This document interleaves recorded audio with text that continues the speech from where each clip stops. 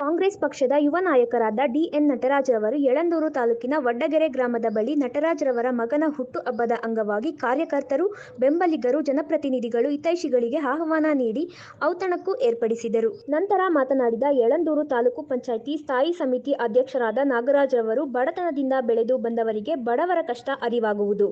ಆದ್ದರಿಂದ DN. ನಟರಾಜ್ರವರು ticket ನೀಡಿ ಜನಸೇವೆ ಮಾಡಲು ಕಾಂಗ್ರೆಸ್ ಪಕ್ಷ ಅವಕಾಶ ಮಾಡಿಕೊಡಬೇಕೆಂದು ಮನವಿ ಮಾಡಿಕೊಳ್ಳುತ್ತೇನೆ ಎಂದರು. ಆಪ್ತ ಬೆಂಬಲಿಗ ಆನಂದ್ ರವರು ಮಾತನಾಡಿ, ಕಾಂಗ್ರೆಸ್ ಪಕ್ಷ ಹಗಲಿರುಳೆನ್ನದೆ ದುಡಿಯುತ್ತಿರುವ ಕಾರ್ಯಕರ್ತರನ್ನು ಕಡೆಗಣಿಸುತ್ತಿದೆ. ಬಡವರ ಮಕ್ಕಳನ್ನು ಗುರುತಿಸಿ ಅವರಿಗೆ ಸೂಕ್ತ ಅಧಿಕಾರವನ್ನು ನೀಡಿ ಜನಸೇವೆ ಮಾಡಲು ಅವಕಾಶ ನೀಡಿ ಎಂದರು.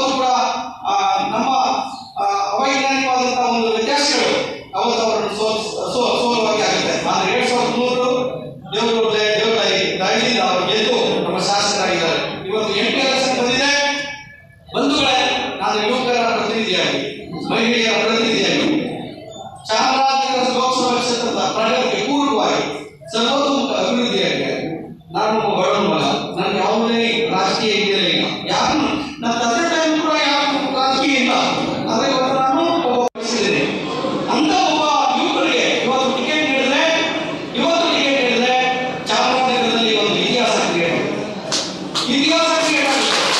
ನನಗೆ ಟಿಕೆಟ್ ಕೊಡಿ, ಚಾಮರಾಜನಗರ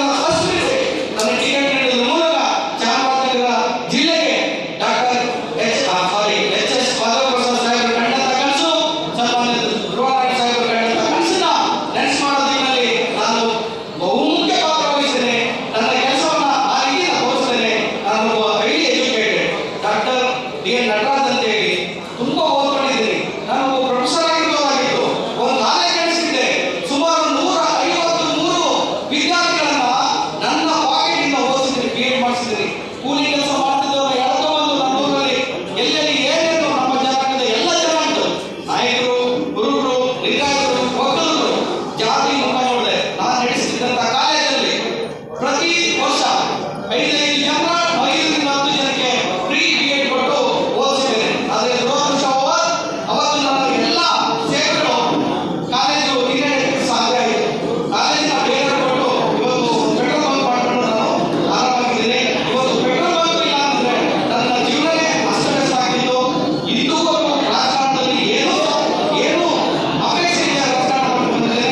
ಇವತ್ತು ಚಾಮರಾಜನಗರದ ಸರ್ವತೋಮುಖ ಅಭಿವೃದ್ಧಿಗೆ ನಾನು ಟಿಕೆಟ್ ಕೇಳ್ತಾ ಇದ್ದೇನೆ.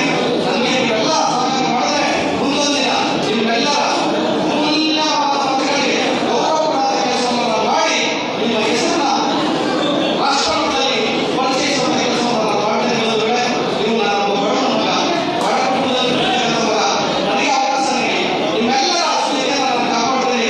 ನಿಮ್ಮೆಲ್ಲರ ಹೃದಯದಲ್ಲಿ ನಾನು ಧ್ಯಾನ ಮಾಡ್ತೇನೆ. ಅಭಿವೃದ್ಧಿ ಪಥದ ಚಾಮರಾಜನಗರ ಜಿಲ್ಲೆಯನ್ನು ಕೊಂಡೊಯ್ತೇನೆ. ನನಗೆ ಅಧಿಕಾರದ ಆಸೆ ಇಲ್ಲ, ನನಗೆ ಅಭಿವೃದ್ಧಿಯ ಕನಸು, ಅಭಿವೃದ್ಧಿಯೇ ನನ್ನ ಧ್ಯೇಯ. ನಿಮ್ಮೆಲ್ಲರ ಸರ್ವತೋಮುಖ ಅಭಿವೃದ್ಧಿಯೇ ನನ್ನ ಧ್ಯೇಯ ಅಂತ ಹೇಳಿ ಊಟದ ಸಮಯ ಹೇಳಿದ್ದಾರೆ.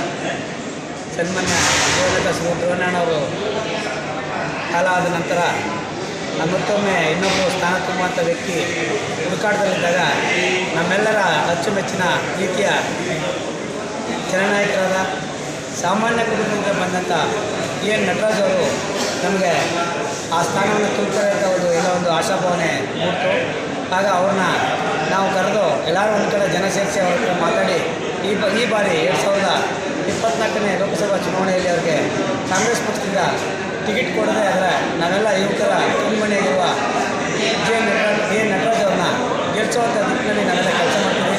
ಅವರಿಗೆ ಹಗಲಿಗಳು ಎಲ್ಲ ಜನಗಳ ಜೊತೆಲೂ ಕೂಡ ಸಂಪರ್ಕ ಇಟ್ಕೊಂಡು ಪ್ರತಿಯೊಂದು ಹಳ್ಳಿಗಳಲ್ಲಿ ಭೇಟಿ ಮಾಡಿ ಅವರ ಕಷ್ಟ ಸುಖದಲ್ಲೂ ಭಾಗಿಯಾಗಿ ಎಲ್ಲರ ಜನಮನ್ನಣೆಯನ್ನು ಗಳಿಸ್ತಾ ಇದ್ದಾರೆ.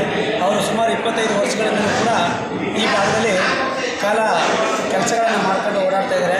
ಅವ್ರಿಗೆ ಕಾಂಗ್ರೆಸ್ ಪಕ್ಷದಿಂದ ಅವ್ರು ಈ ಬಾರಿ ಲೋಕಸಭಾ ಚುನಾವಣೆಯಲ್ಲಿ ಅಭ್ಯರ್ಥಿಯನ್ನು ಮಾಡಿ ಅವ್ರಿಗೆ ಟಿಕೆಟ್ನ ಘೋಷಣೆಯನ್ನು ಮಾಡಿದ್ರೆ ಈ ಭಾಗದಲ್ಲಿ ಅವ್ರನ್ನ ಗೆಲ್ಲಿಸುವಂಥ ಕೆಲಸವನ್ನು ನಾವೆಲ್ಲ ಸಂಘಟನೆ ಮಾಡಿ ಕಾರ್ಯಕರ್ತರಾಗಿ ನಾವೆಲ್ಲ ಕೆಲಸವನ್ನು ಮಾಡ್ತೀವಿ. ನಾನು ನಾಗರಾಜು, ಮುಖ್ಯಮಂತ್ರಿ ತಾಲೂಕು ಪಂಚಾಯತಿ ಸ್ಥಾಯಿ ಸಮಿತಿ ಅಧ್ಯಕ್ಷ. ಆನಂದ್ ಅಂತ ಚಾಮರಾಜನಗರ ಕಾರ್ಮಿಕ ವಿಭಾಗದ ಜಿಲ್ಲಾ ಉಪಾಧ್ಯಕ್ಷರಾಗಿ ಕೆಲಸ ಮಾಡ್ತಾಯಿದ್ದೀನಿ. ನಾನು ಚಾಮರಾಜನಗರ ಜಿಲ್ಲೆ ತುಂಬ ಹಿಂದುಳಿದಿದೆ. ಅದೇನು ಲೋಕಸಭಾ ಚುನಾವಣೆ ಹತ್ರ ಬರ್ತಿದೆ. ಡಿ ಎನ್ ನಟರಾಜ್ ಅವರಿಗೆ ಲೋಕಸಭಾ ಚುನಾವಣೆಯ ಟಿಕೆಟ್ ನೀಡಿ ಕಾಂಗ್ರೆಸ್ ವರಿಷ್ಠರಲ್ಲಿ ನಾವು ಮನವಿ ಮಾಡ್ಕೊತಾ ಇದ್ದೀವಿ. ಚಾಮರಾಜನಗರ ಜಿಲ್ಲೆಯಲ್ಲಿ ಧ್ರುವನಾರಾಯಣ ಅವರು ತುಂಬ ಅದ್ಭುತವಾದ ಕೆಲಸಗಳನ್ನ ಮಾಡಿ ಚಾಮರಾಜನಗರ ಜಿಲ್ಲೆನ ಒಂದು ಹಂತಕ್ಕೆ ಬೆಳವಣಿಗೆ ಮಾಡಿದ್ದಾರೆ. ಅವ್ರ ನಂತರ 8 ಕ್ಷೇತ್ರಗಳನ್ನು ತಿರುಗಾಡಿ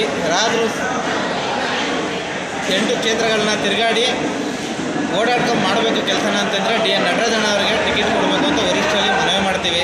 ಮೊನ್ನೆ ಘನ ಸರ್ಕಾರದ ಮುಖ್ಯಮಂತ್ರಿಗಳಾದ ಸಿದ್ದರಾಮಯ್ಯ ಅವರಿಗೆ ನಾವು ಕೇಳ್ಕೊಳ್ಳೋದೇನೆಂದರೆ 20 ವರ್ಷಗಳಿಂದ ಸತತವಾಗಿ ಅವರ ಹೆಸರನ್ನ ಯಾರಾದರೂ ಉಳಿಸಿ ಬೆಳೆಸ್ತಾರೆ ಅಂತ ಹೇಳಿದ್ರೆ ಚಾಮರಾಜನಗರ ಜಿಲ್ಲೆಯಲ್ಲಿ ಡಿ ಎನ್ ನಟರಾಜ್ ಅವರು ಮಾತ್ರ ಮಾಡಿದ್ದಾರೆ. ಅದನ್ನು ಅವ್ರ ಮಗನ ಸಮಾನದಲ್ಲಿ ನಿಂತು ಅವ್ರ ಮಗನಿಗಿಂತ ಹೆಚ್ಚಾಗಿ ಕೆಲಸ ಮಾಡಿದ್ದಾರೆ ಚಾಮರಾಜನಗರ ಜಿಲ್ಲೆಗೆ.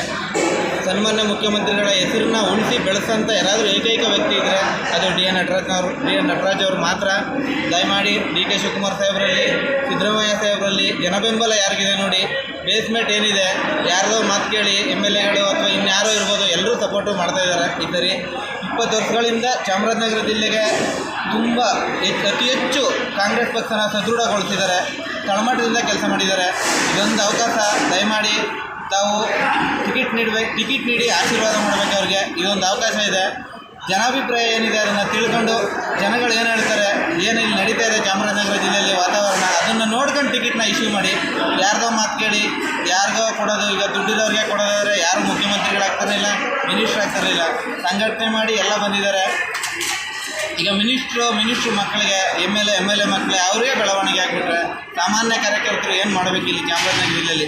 ನಾನು ಕೂಡ ಕಾರ್ಮಿಕ ವಿಭಾಗದ ಜಿಲ್ಲಾ ಉಪಾಧ್ಯಕ್ಷನಾಗಿ ಕೆಲಸ ಮಾಡ್ತಾಯಿದ್ದೀನಿ. ಮುಂದಿನ ದಿನಗಳಲ್ಲಿ ನನಗೇನಾದರೂ ಒಳ್ಳೇದಾಗುತ್ತೆ ಅಂತ ನಾನು ಯಾವ ಥರ ಅಂದ್ಕೊಬೇಕು. 20-25 ವರ್ಷ ಇವ್ರು ಕೆಲಸ ಮಾಡಿ ಅವ್ರ ತನು ಮನ ಧನ ಎಲ್ಲ ಕೂಡ ಕಾಂಗ್ರೆಸ್ ಪಕ್ಷಕ್ಕೆ ದಾರ ಹಿಡಿದಿದ್ದಾರೆ. ದಯಮಾಡಿ ಕೇಳ್ಕೊತೀನಿ, ವರಿಷ್ಠರಲ್ಲಿ, ಚಾಮರಾಜನಗರ ಜಿಲ್ಲೆ ಜನತೆಯಲ್ಲಿ, ಮತದಾರ ಬಂಧುಗಳಲ್ಲಿ ಇದೊಂದು ಅವಕಾಶ ಕೊಟ್ಟು ಡಿ ಎನ್ ನಟರಾಜ್ ಅವರಿಗೆ ಟಿಕೆಟ್ನ ನೀಡಿ ಗೆಲ್ಲಿಸಿ ಇತಿಹಾಸನ ಸೃಷ್ಟಿಸಬೇಕು. ಕಾಂಗ್ರೆಸ್ ಪಕ್ಷ ಮಿನಿಸ್ಟ್ರು ಮಕ್ಕಳಿಗೆ, ದುಡ್ಡಿರೋರಿಗೆ, ಹಣವಂತರಿಗೆ ಕೊಡೋದಾದರೆ ಇತಿಹಾಸ ಆಗಲ್ಲ. ಅದು ಬಾಬಾ ಸಾಹೇಬ್ರು ಏನು ಹೇಳಿದ್ದಾರೆ ಅದನ್ನು ನೆನಪಲ್ಲಿ ಇಟ್ಕೊಂಡು ಸಾಮಾನ್ಯ ಕಾರ್ಯಕರ್ತ ಬಡ ಕುಟುಂಬದಿಂದ ಬಂದಿದ್ದಾರೆ ಡಿ ಎನ್ ನಟರಾಜರವರು. ಅಂಥವ್ರಿಗೆ ಟಿಕೆಟ್ನ ನೀಡಿ ಜಯಶೀಲರನ್ನಾಗಿ ಮಾಡಬೇಕಂತ ಕೇಳ್ಕೊತಾ ಇದ್ದೀನಿ. ಕಾಂಗ್ರೆಸ್ ಪಕ್ಷಕ್ಕೆ ಇತಿಹಾಸ ನಿರ್ಮಿತವಾಗುತ್ತದೆ. 28 ಕ್ಷೇತ್ರ ಲೋಕಸಭಾ ಕ್ಷೇತ್ರ ಏನಿದೆ ನಮ್ಮ ರಾಜ್ಯದಲ್ಲಿ, ಆ 28 ಕ್ಷೇತ್ರದಲ್ಲಿ ನಾವು ಚಾಮರಾಜನಗರ ಜಿಲ್ಲೆಯಲ್ಲಿ ಅತಿ ಹೆಚ್ಚು ಲೀಡ್ ಕೊಡೋದ್ರ ಮುಖಾಂತರ ನಟರಾಜ್ ಅವ್ರನ್ನ ಗೆಲ್ಸ್ಕೊಂತೀವಿ ಅಂತ ಯುವ ಸಮುದಾಯದ ಎಲ್ಲರ ಮಾತನ್ನು ನಾನು ಹೇಳೋದಕ್ಕೆ ಇಷ್ಟಪಡ್ತೀನಿ. ದಯಮಾಡಿ ವರಿಷ್ಠರಲ್ಲಿ ಮನವಿ ಮಾಡ್ಕೊತೀನಿ. ಮಾನ್ಯ ಘನ ಸರ್ಕಾರದ ಮುಖ್ಯಮಂತ್ರಿ ಸಿದ್ದರಾಮಯ್ಯ ಸಾಹೇಬ್ರೆ, ಇದೊಂದು ಅವಕಾಶನ ಡಿ ಎನ್ ನಟರಾಜ್ ಅವ್ರಿಗೆ ತಾವು ಮಾಡಿಕೊಡ್ಲೇಬೇಕು ಅಂತ ಸಮುದಾಯದಿಂದ ಒತ್ತಡದಿಂದ ನಾನು ಕೇಳ್ಕೊತೀನಿ. ಜೈ ಕರ್ನಾಟಕ, ಜೈ ಕಾಂಗ್ರೆಸ್, ಜೈ ಭಾರತ್.